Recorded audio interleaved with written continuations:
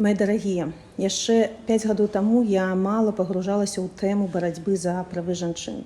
І для мяне 8 сакавіка гэта быў проста свята, калі муж даруе кветкі і робіць нешта рамантычнае.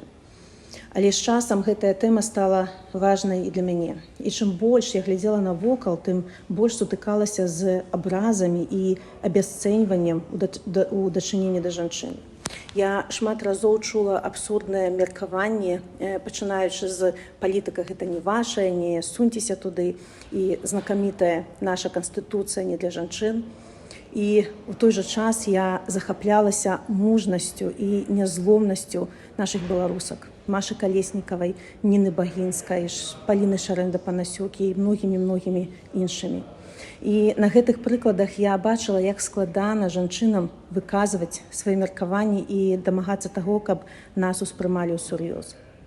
І за апошнія гады я сустрэлася з вялікай колькасцю цудоўных жанчын, дэпутатак, праваабаронцаў, актывістак, міністарак.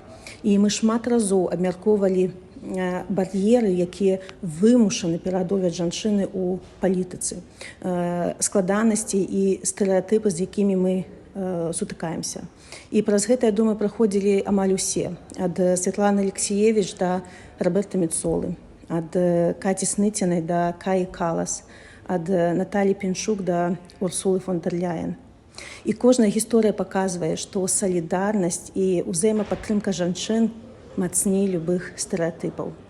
І цяпер я бачу, як важна гаварыць пра нашыя правы і нашыя патрэбы.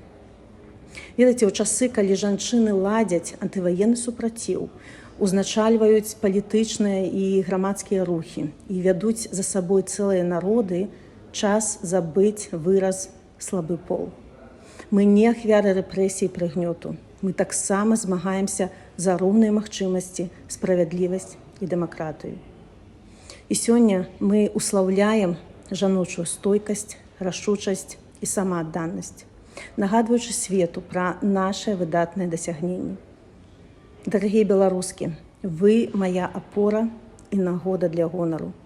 Менавіта вы з'яўляецеся прыкладам моцы, дабрыні і нястомным рухавіком перамен. Дзякуй вам.